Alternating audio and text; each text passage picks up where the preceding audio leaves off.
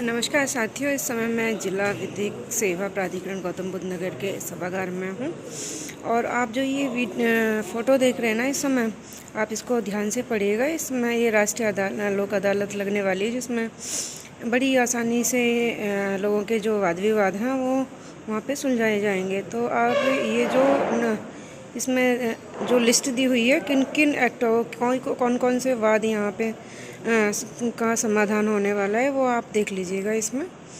और स्वागत है आप सभी का। इस पर संपर्क सूत्र और ईमेल आईडी सब कुछ दिया हुआ है। धन्यवाद।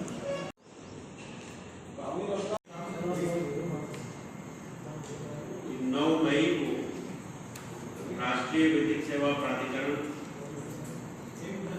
के तत्वावधान में राज्य विधिक सेवा प्राधिकरण की ओर से राष्ट्रीय लोक अदालत का आयोजन किया जा रहा है। इस लोक अदालत में न्यायालयों के अतिरिक्त प्रशासनिक अधिकारी और पुलिस के अधिकारियों की भी महत्वपूर्ण भूमिका है। प्रयास यह हो रहा है कि इस लोक अदालत में हम लोग सर्वाधिक मुकदमों का निस्तारण करें। लोक अदालत में ऐसे मामलों का भी निस्तारण किया जा रहा है जो न्यायालय में लंबित नहीं है, परंतु वे प्री लिटिगेशन टाइप के मुकदमे हैं। ऐसे मुकदमे अधिकांशतया शासन के विभिन्न विभागों से संबंधित होते हैं। तो इसमें मुख्य रूप से मोटर एक्सीडेंट के मामले जो प्राधिकरण द्वारा निर्णीत किए जाएंगे पक्षकारों की सहमति पर, और मोटर चालानी से संबंधित मुकदमे, वैवाहिक वाद, सिविल प्रकृति के वाद और अन्य छोटे वाद जिनमें पक्षकार सुलह समझौते के आधार पर मुकदमों का निस्तारण कराना चाहते हैं। इस लोक अदालत में वादों के निस्तारण की जो सबसे मुख्य विशेषता है वो ये है कि जो भी पक्षकार अपने मुकदमों का निस्तारण इस लोक अदालत में कराएंगे उसमें किसी भी प्रकार की कोई अपील किसी न्यायालय में नहीं की जा सकेगी। इसलिए हम लोगों का यह प्रयास है कि अधिक से अधिक मुकदमों का निस्तारण इस लोक अदालत के माध्यम से किया जाए।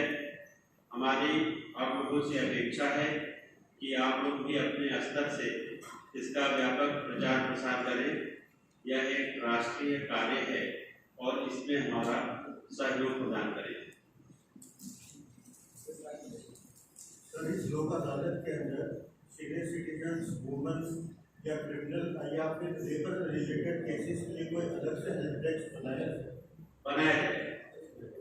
और सर, हम कितना एक्सपेक्टेशन कर रहे हैं कि इस लोक अदालत में हम कितने केसेस को सॉल्व कर देंगे? हमारा प्रयास है कि हम लोगों ने अभी अपना एक टारगेट बनाया है पिछले लोक अदालत की संख्या को देखते हुए कि हम इसमें 9 लाख मुकदमे निर्णीत करेंगे। अब ये उस दिन पता चलेगा कि और विभागों का कितना योगदान रहा है। हमारा प्रयास है कि हम 9 लाख कर पाए। सर, संपर्क सूत्र वगैरह अगर संपर्क करने के लिए संपर्क सूत्र हमारे यहाँ हेल्प डेस्क रहेगी और इसका पूरा हमारा जो secretary district legal services authority है, इनका नंबर, इनका मेल सब जगह हम लोगों ने प्रसारित किया है। अगर किसी को कोई दिक्कत होगी तो सर, सेटलमेंट के लिए कोई डिजिटल फैसिलिटीज या ऑनलाइन फैसिलिटीज भी रखी गई है? सेकंड सेटलमेंट के लिए कोई डिजिटल फैसिलिटीज या ऑनलाइन फैसिलिटीज भी रखी गई है? अब हमारे यहाँ तो वर्चुअल कोर्ट है। वर्चुअल कोर्ट में किसी को उपस्थित होने की आवश्यकता नहीं है। वर्चुअली वो उसमें फाइल हो जाएगा, आप ऑनलाइन फाइल जमा कर दीजिए, केस डिस्पोज हो जाएगा। ऐसे मामलों में ही पक्षकारों को आने की जरूरत है जिसमें उनके हस्ताक्षर करने हैं, जैसे सिविल प्रकृति के मामले हो गए, वैवाहिक वाद हो गए, जिनमें सुलहनामे को उनके अधिवक्ता गण के द्वारा तस्दीक किया जाएगा। बस ऐसे ही मामलों में पक्षकारों के आने की आवश्यकता है। बाकी यदि वो ऑनलाइन जुर्माना जमा करते हैं तो आने की आवश्यकता नहीं। सर भूमि से जुड़े हुए मामलों को भी सुलझाया जाएगा? भूमि से जुड़े हुए मामलों के लिए राजस्व न्यायालय जो हैं वो कार्य कर रहे हैं और उन्होंने हमको अपनी एक फिगर भेजी है कि हम कम से कम इतने मुकदमों का निस्तारण करेंगे। तो रेवेन्यू कोर्ट्स के मुकदमे भी इसमें शामिल हैं। एक बात और भी बतानी है कि माननीय उच्चतम न्यायालय एक समाधान समारोह आयोजित कर रहा है जो दिनांक 21, 22 और 23 अगस्त को होगा। तो इसमें माननीय उच्चतम न्यायालय के समक्ष ऐसे मामले निर्देश किए जाएंगे और विशेष लोक अदालत के माध्यम से जो बहुत पुराने हो चुके हैं और यह प्रयास माननीय उच्चतम न्यायालय का है कि इसमें भी अधिक से अधिक मुकदमों का निस्तारण हो सके। तो सर इसमें क्या वो भी इंक्लूड होंगे जो हाईकोर्ट में पेंडिंग है? नहीं, जिला उच्च न्यायालय में अपना अलग लोक अदालत होती है। अगर उच्च न्यायालय के पेंडिंग मुकदमे में तो उच्च न्यायालय में ही निर्णय होंगे। वहाँ भी बेंच बनती है लोक अदालत की, उसमें माननीय न्यायाधीश लोग रहते हैं, वो निर्णय वही पे होंगे।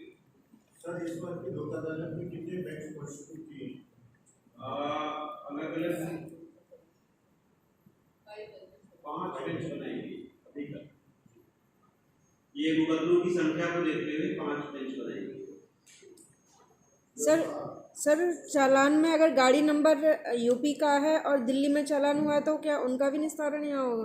देखिए वर्चुअल कोर्ट अभी यूपी में हर जिलों में नहीं है, कुल 7 जिलों में है और उसका जो रिस्ट्रिक्शन बटा हुआ है। तो गौतम बुद्ध नगर में कई जिलों का जो रिस्ट्रिक्शन है, अगर वो क्षेत्राधिकार में आते हैं तो यहाँ से भी हो जाएगा।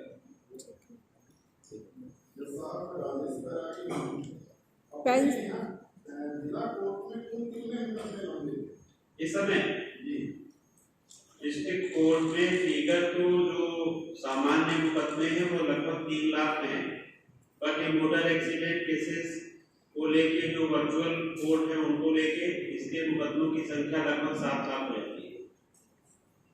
ये एग्जैक्ट फिगर नहीं है बट लगभग ये है।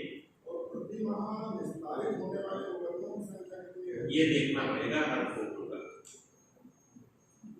ठीक है मैम, आप कुछ कहना चाहेंगे?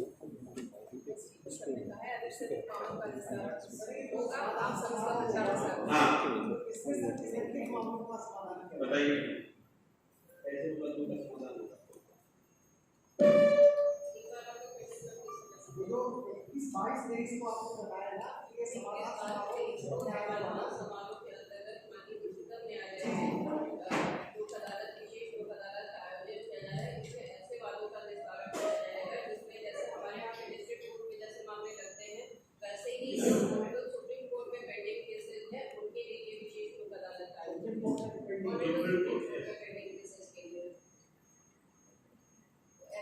देखिए जिस न्यायालय का जो क्षेत्राधिकार होगा, हाई कोर्ट का जो क्षेत्राधिकार होगा उसमें डिस्ट्रिक्ट कोर्ट में कोई सुलह नहीं हो सकती।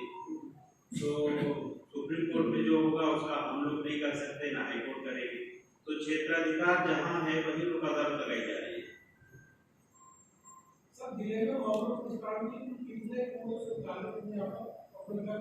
कितने?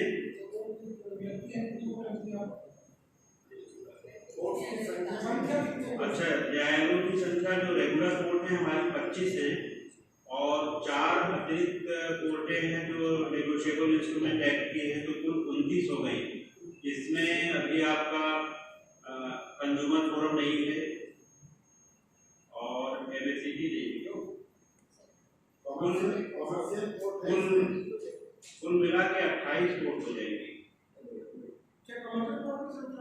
कमर्शियल कोर्ट भी है यहाँ, 2 कमर्शियल कोर्ट है, एक मेन कमर्शियल कोर्ट है, एक एडिशनल कमर्शियल कोर्ट है। वो भी लोक अदालत में अपने मुकदमों का निस्तारण करेंगे। कोई कोर्ट ऐसी नहीं है जिनको इससे वंचित रखा गया है, सबके मामले हम लोगों ने चिन्हित कर लिए हैं और प्रयास होगा कि जो आइडेंटिफाइड केसेस हैं वो 100% डिस्पोज आती है। जो केसेस जिस पर डिसीजन हो जाएंगे वो लीगली बाइंडिंग और फाइनल हो जाएंगे। लीगली बाइंडिंग फाइनल हो जाएंगे। उन केसेस के संबंध में सुप्रीम कोर्ट तक कोई अपील लाई नहीं करेगी, फाइनल। ये लोक अदालत की विशेष महत्ता है कि जो आप यहाँ सेटल करा लेंगे फिर उसके खिलाफ कोई अपील रिवीजन किसी कोर्ट में नहीं हो सकता।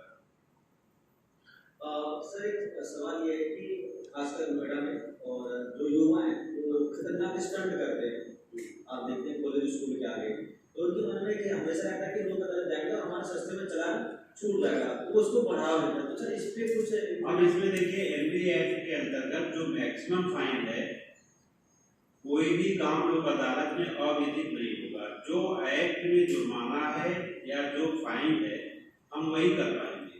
उसमें देखा जाएगा कि सेक्शन में चलान हुआ है, अगर सिर्फ फाइन का है तो फाइन लगा के छोड़ देंगे, और अगर सजा का भी है और फाइन भी है तो ऐसे मुकदमे ललित नहीं होंगे, क्योंकि कोई भी व्यक्ति लोक अदालत से जेल जाना नहीं चाहेगा। तो ऐसे मुकदमे नहीं होते सामान्यतया, जिनमें जुर्माना और जेल जाने का प्रावधान दोनों है, तो उसमें लोक अदालत में डिस्पोजल नहीं हो पाता। ठीक है सर, थैंक यू सर। है थोड़े थोड़े पीछे हो जाओ। इस लोक अदालत में निस्तारित की गई है। राष्ट्रीय विधिक सेवा प्राधिकरण के निर्देशों पर जनपद में राष्ट्रीय लोक अदालत का आयोजन 9 मई 2026 को किया जा रहा है। इस लोक अदालत में अधिक से अधिक वादों के निस्तारण का प्रयास किया जा रहा है। हम लोगों का यह प्रयास है कि जो पूर्व से चिन्हित 9 लाख मुकदमे हैं, हम उसके निस्तारण में सफलता प्राप्त कर सकें। इस लोक अदालत में वैवाहिक प्रकृति के वाद, ऐसे छोटे वाद जिनमें पक्षकार संधि करना चाहते हैं, मोटर दुर्घटना से संबंधित वाद तथा राजस्व न्यायालयों से संबंधित वादों का निस्तारण किया जाएगा। लोक अदालत की सबसे बड़ी विशेषता यह है कि पक्षकार इसमें जिन वादों का निस्तारण करा लेते हैं, उनके संबंध में किसी अन्य न्यायालय में कोई अपील अथवा रिवीजन नहीं किया जा सकता। इसलिए मेरा आप लोगों से अनुरोध है कि इस लोक अदालत का व्यापक प्रचार प्रसार करें, जिससे जनपद के सभी न्यायालयों द्वारा अधिक से अधिक संख्या में वादों का निस्तारण किया जा सके। सर अगर बात की जाए तो है जिनमें उनके हस्ताक्षर अथवा उनके अधिवक्तागण द्वारा संधि पत्र सत्यापित कराया जाना है। ऐसे मामले वैवाहिक प्रकृति के हो सकते हैं अथवा दीवानी के बाद हो सकते हैं। ऐसे मामले जो मोटर एक्सीडेंट और मोटर चलानी से संबंधित हैं, उनमें पक्षकारों को आने की आवश्यकता नहीं है। हमारी वर्चुअल कोर्ट काम कर रही है और जितना चालान वे ऑनलाइन भी जमा कर सकते हैं। सर अगर बात की जाए तो इन मुकदमों के निस्तारण के लिए कितनी बेंच बनाई गई है और कितने बजे से सुनवाई शुरू होगी और कितने बजे तक चलेगी? कुल 5 बेंच बनाई गई है और लोक अदालत 10 बजे से सुबह से प्रारंभ हो जाएगी। Thank you sir. Thank you. धन्यवाद सर।